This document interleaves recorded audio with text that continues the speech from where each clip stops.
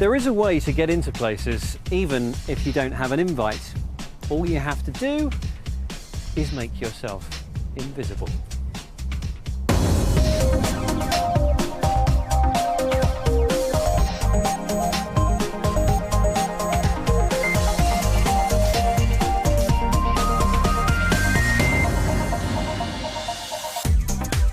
This week, Click looks at the techniques that are used to surf under the radar and hop national borders.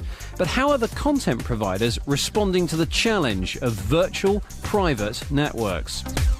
Then we'll leave all borders behind and turn our eyes skyward as we peer at the stars using tech that's a little more portable than this. There's also a fab way of showing off all those digital photos you'd forgotten about in Webscape, and we have a roundup of the very latest tech news from around the world. Welcome to Click. I'm Spencer Kelly. These days, we're constantly being told that we're all part of the global village, where the internet has broken down borders to free communication. In practice, however, that's not strictly true. Companies, countries even, block out and fence in traffic for all kinds of reasons. But this stifling of information is anathema to the connected generation, who, of course, are finding ways to circumvent the system. Rob Freeman explains exactly what they're up to. The potent combination of broadband and YouTube showed the TV professionals exactly what they were missing out on. They saw we were watching online and they followed us there. As well as the BBC, all the main broadcasters have current shows and even entire series online. And it's the same in the USA. NBC, News Corporation and Disney have banded together. We've created Hulu. Hulu beams TV directly to your portable computing devices. And there's no shortage of gadgets that can take internet video and put it back on your TV. Boxy, the Sling Catcher, Apple TV. Search giants Google and Yahoo are working on their own web television software. And it proves my point nicely if you're watching this programme online right now. Yes, TV wants to be everywhere, except when it doesn't. For you see, there are roadblocks to the video superhighway. Have you ever found a link to what seems to be the perfect video for you, only to be told it's restricted? But we're constantly being told there are no barriers to communication with the internet. Anytime, anywhere, for free. Britain's Hulu is a website called Seesaw. They buy TV programmes to show online. The way rights are sold for television programmes is territory by territory, country by country. And that is the way the rights holders control when their programmes are made available and control how much money they can make from their programmes in order to fund the production of those programmes in the first place. It seems there's enough frustration with this way of doing things that some people are developing ways around these geographic controls. And we found many directions on the web to show you how. I've loaded some additional software onto my computer and I've changed some of the settings that control the internet connection. Now when I surf to a video site abroad, where I used to get a blocked screen, it now works. So what's going on here? Well, there are two technologies, a proxy server and a VPN, a virtual private network. When you surf to a video site in another country, they'll usually check to see where you're coming from and block you if necessary. The geo-block works a bit like a security guard. Now, we've asked these visitors to help demonstrate. Now, each one of these people represents a user who's coming from somewhere in the world to try to access iPlayer. Now, first of all, our geo-block security guard checks where they're from. Britain, Brazil, England, France, Australia, Britain, Canada. However, here's what happens when we use a VPN or a proxy service, played in this case by me. We've got a user who wants to access us from overseas. And what do you want? iPlayer. iPlayer, please. Where are you from? Britain. Thank you very much. The geo-block can only see me, and I disguise the true location of anyone who's connected to me. So, to anyone else on the internet, while this user is connected to my British-based VPN, they appear to be in Britain. And you are in. This is known as tunnelling, a data link between two countries where the traffic is encrypted. The whole thing has the effect of bypassing the internet's borders. The trouble with this method, if you're using it to watch TV, not exactly legal. It's a natural reaction, particularly even with people who say, for example, have a BBC TV licence and they feel, well, if I can watch it at home and I have a licence for it, why can't I watch it whilst I'm away on holiday? Here's one person who watches British TV abroad. Because I still reside in the UK for some months of the year, I don't see I'm doing anything wrong. I am still legally a citizen of the UK. I pay all my respective fees and television licence and council tax and all these things for the UK. For some reason called copyright, these things are prohibited to me. And so in order to view the things that I view at home, while I am not at home, I had to resort to VPN technology, which is wonderful. The thing is, the technology to circumvent geo-blocks isn't itself illegal. Like file sharing, it has indisputably legitimate uses. For businessmen the world over, VPNs are simply a tool of the trade.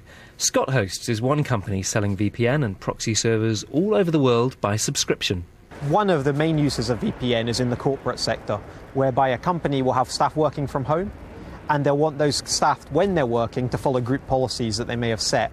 So they'll set them on a server, then all the staff connect to that server, and those group policies come into effect. And for netizens in regimes where access to the outside world's information is highly controlled, VPNs are a lifeline.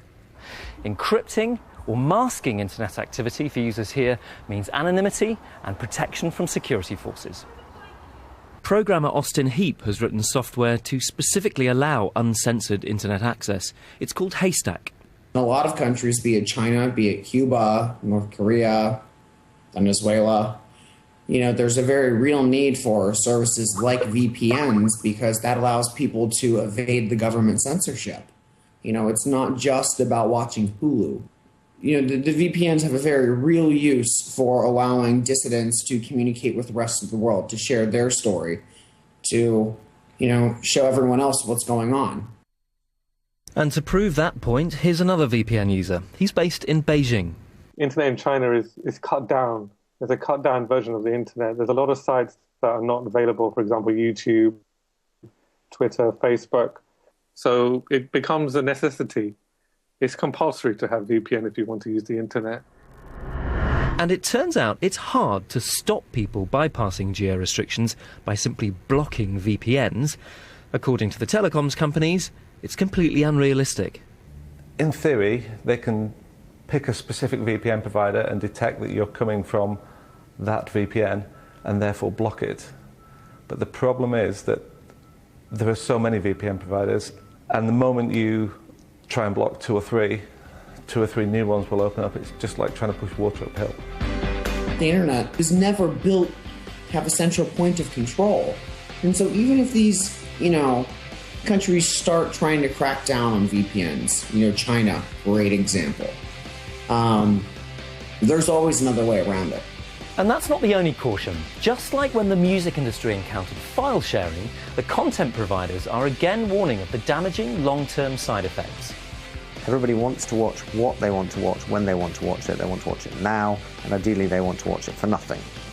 Unfortunately, the whole industry would collapse if that was the case, and nothing would ever get made because somebody has to pay for this. There's been, as far as I'm aware, no cases where the broadcasters have pursued the people using these websites in a way that they should not be using them. So at the moment, the risk seems minimal, but it's quite clear what the legal position was. And if you were to be the individual that one of the broadcasters chose to be effectively the trial case in relation to the matter, you could find yourself in great difficulty indeed. So far, there's little mainstream awareness of the power of VPNs, so there's no universal blocking. In some restrictive countries, and in the TV world, they may be turning a blind eye, for now. The complexity of a VPN might be holding it back. There's no simple, widely available piece of software for millions to start using. But if and when VPNs have their Napster moment, we may find some companies and a few countries will take a very different attitude. Rob Freeman reporting from an undisclosed location. OK, now time to take a look at this week's tech news. First up this week, another wake-up call to tweak your social network's privacy settings. A Canadian security consultant has aggregated into a single file the personal details of the 100 million Facebook users who haven't made all their details private. Ron Bowes then posted the 2 gigabyte list on file-sharing sites, all in the name of highlighting privacy issues. Facebook downplayed the stunt, stressing that all the information collected, which amounted to names, images and a sampling of users' friends, was all publicly available anyway through search engines. Yes, although perhaps not quite as concentrated. The telecoms regulator in the United Arab Emirates has indicated that it could restrict or monitor activity on BlackBerries, which are very widely used throughout the country. The UAE is unhappy that all data sent and received by BlackBerries is encrypted and directed through Research in Motion's servers, which are located overseas and therefore outside of the UAE's legal jurisdiction. Internet activity in the UAE is already heavily filtered for what the authorities say are cultural reasons. Finally, 3D TVs are here, but so far there's been 0 dimensions of content. That's soon to change, at least in the UK, as the satellite broadcaster Sky has announced its 3D channel will launch on October the 1st, promising a mix of sports, movies and arts. Who knows? By then someone might have actually bought a 3D TV set. It's a glorious day in the height of the English summer, and I've chosen to wear a dark jacket. Sensible. Now, the thing that's making all of this look so glorious, and which is making me a bit damp under the armpits, is of course the light from that thing 93 million miles above me. Now, the sunlight that's hitting me now has actually travelled so far it's taken 8 minutes to get here. But when the sun sets, other heavenly bodies become the stars of the show. Peter Price takes an extraterrestrial tour of the sky with technology as his guide. Look up on a clear night and you can see about 2,000 stars. That sounds like a lot until you realise that there are millions upon millions of stars in the universe. 2 weeks ago, scientists spotted a new one and called it R136A1. They were using the Hubble Space Telescope and the imaginatively named Very Large Telescope in Chile. But in fact, to explore the wonders of the universe, we don't need anything more sophisticated than a decent pair of binoculars. At Jodrell Bank in Cheshire, they've been using the Lovell radio telescope to probe the heavens since the 1950s. And even today, it's in constant demand as the 3rd biggest telescope of its kind in the world. But when the astronomers aren't collecting data with this thing, they like to use some smaller kit. Like the Meade LX200, worth about $4.5 grand, it's motorised and guided by GPS. And after a few minutes of calibration, it can point anywhere in the sky at the touch of a button. And the coordinates you need are easy to find thanks to websites like Heavens Above. It also works in reverse, of course, so if you find something in the sky, enter the coordinates into Stellarium, which is an open-source planetarium, and you can identify the star in your sights. Setting up one of these is a time-consuming and costly business, and often we find ourselves under a beautifully clear starscape with only one of these in our pocket. But now app developers are turning these with their inbuilt GPS and digital compasses into nifty ways to navigate the night sky. Google Sky Map does for the sky what Google Earth did for the Earth. The app really shows off the phone's digital compass. Just point it skywards to get a map of what you're looking at. And if you're after something specific, Sky Map will direct you towards it. But of course, there's no guarantee that the thing you're searching for will actually be bright enough to spot. Star Walk for the iPhone is one of the best for this device and also works just as well on older models which don't have a digital compass. Just align the phone with the on-screen arrow, then sit back and watch the animation of what's hoving into view above the horizon. Observe in real time or speed it up with the slider. And remember, it's not just natural bodies which are visible from Earth. GoSatWatch shows satellites travelling overhead which can be seen even in the daytime.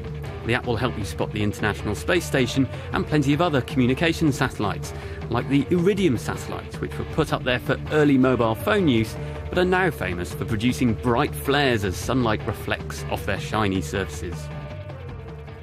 And at the lower end of the tech spectrum is Twitter. And one of the best tweet streams to follow for where I am right now is called Over Manchester. It gives a heads up whenever anything interesting and, more importantly, visible is about to float silently above. So that includes the International Space Station and those iridium flares.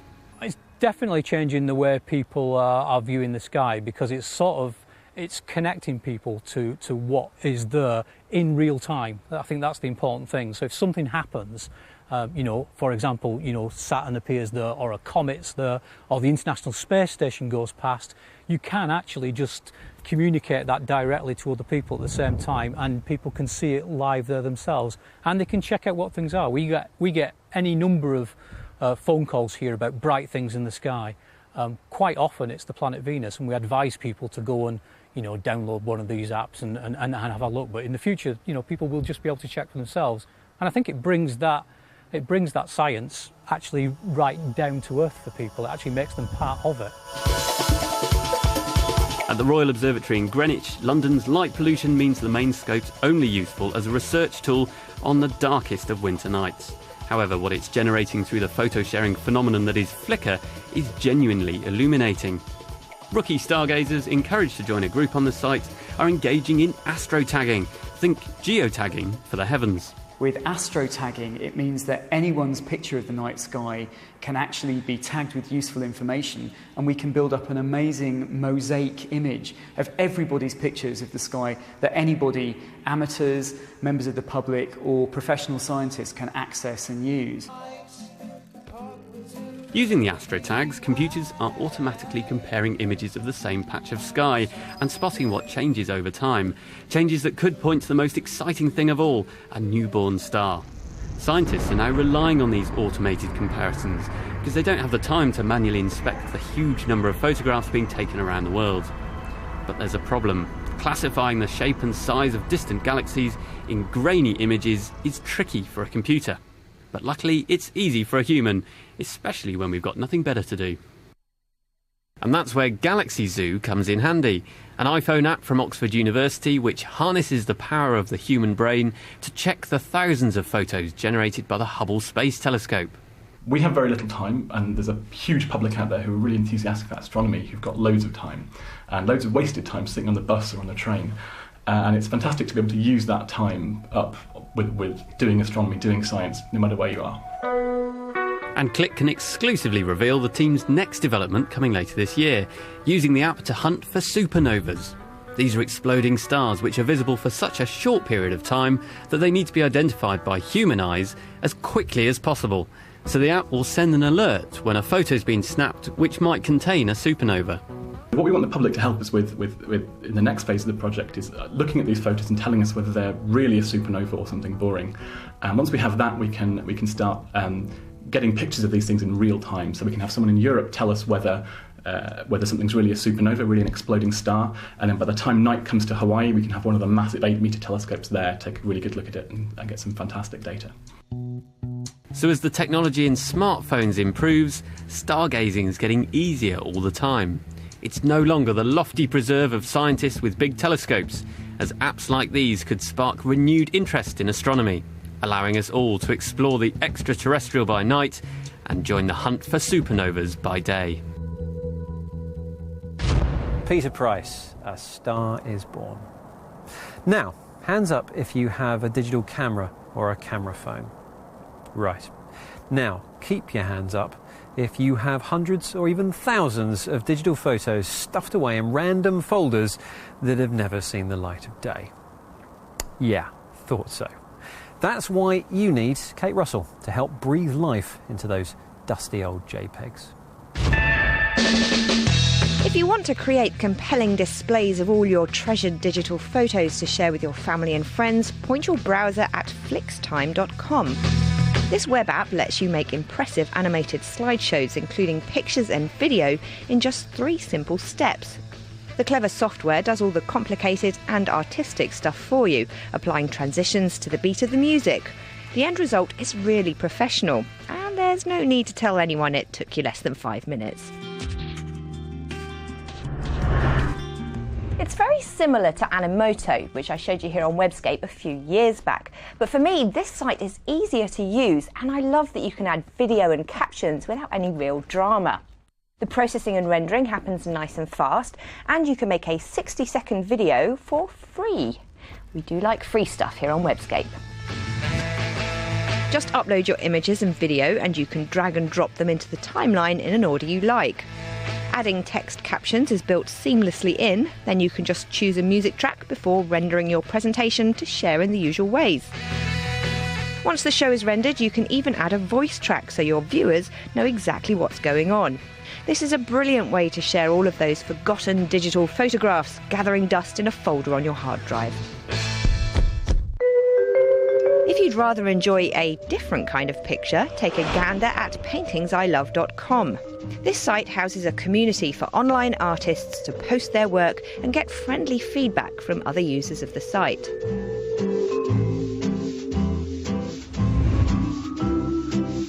You don't have to be an artist to enjoy these pages. They value the feedback of art lovers just as much as the artists themselves.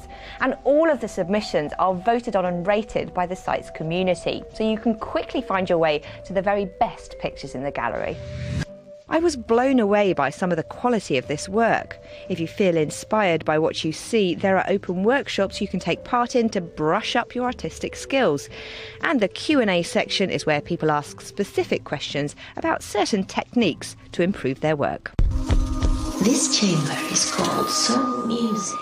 Something a bit different now, an iPhone game you can play with your eyes closed. This is the first chamber in the Palace of Bones.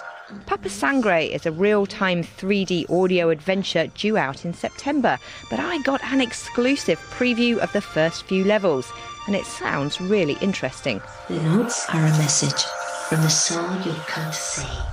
You have to move around a virtual environment, reacting and interacting with what you hear, using the split screen at the bottom to control your stepping and swiping the top area to turn left and right. This reminds me of those text-based adventure games I used to love playing as a child. The monsters lurking in the darkness will often react to noises you make as you're passing through. It's surprisingly absorbing when you don't have any visual stimuli to distract you. Check out the website for more information or follow on Twitter for news about the release. Kane Price, can I speak to you? And if you like the idea of audio games, there's a few out already that use the more traditional text adventure format, like Soul Trapper for the iPhone, which you can preview free for the first few levels.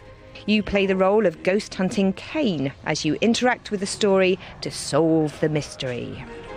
Your day will come. No! In 1968, Andy Warhol predicted everyone would have 15 minutes of fame. It's commonly accepted that modern technology has reduced that estimate to 15 seconds. Now, I offer you the chance for one frame at oneframeoffame.com. This is a crowdsourced project run by music duo Simon and Kipski, who I'd actually never heard of before finding this site.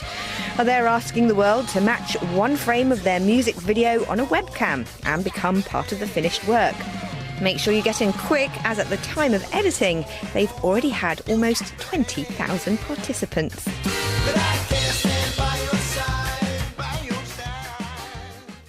Kate Russell.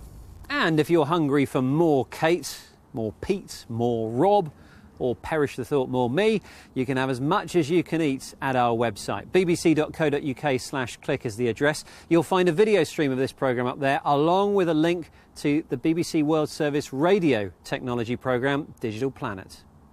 This week, the team reports on new technology that aims to help people who stutter, and is given a demonstration by a volunteer who says his speech has been improved. That's it from us, though. Thanks for watching, and we will see you next time.